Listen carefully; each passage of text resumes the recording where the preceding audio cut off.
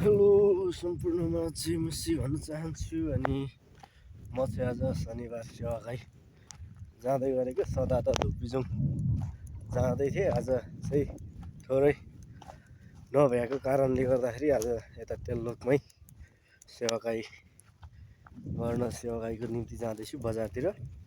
अनि आजको त्यहाँको सेवागाईलाई हामी म देखाउने नै छु तपाईँहरूको माझमा, हेर्नु सक्नुहुनेछ। अनि यो देख्दै गर्नुभएको चाहिँ हाम्रो हस्पिटल हो।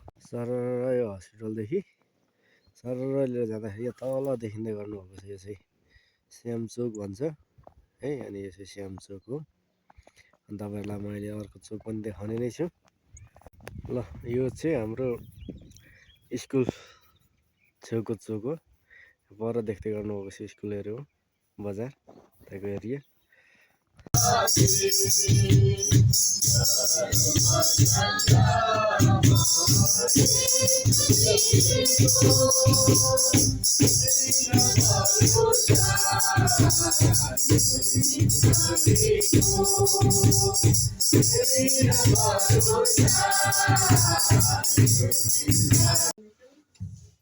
लुक्का 12 को 35-40सम्म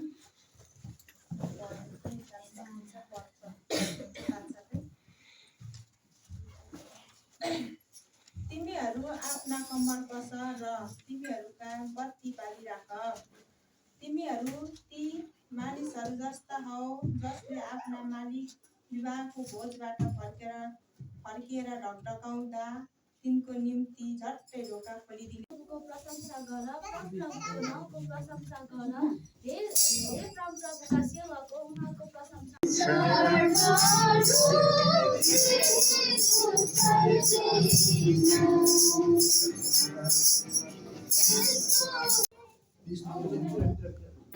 सञ्चालन आयस्ता लिम्बू, बच्चन देवकुमार लिम्बू, सुरुको प्रार्थना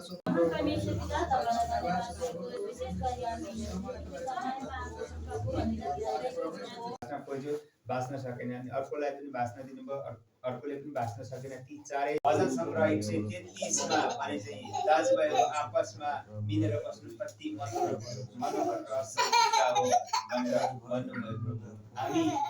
हामीमा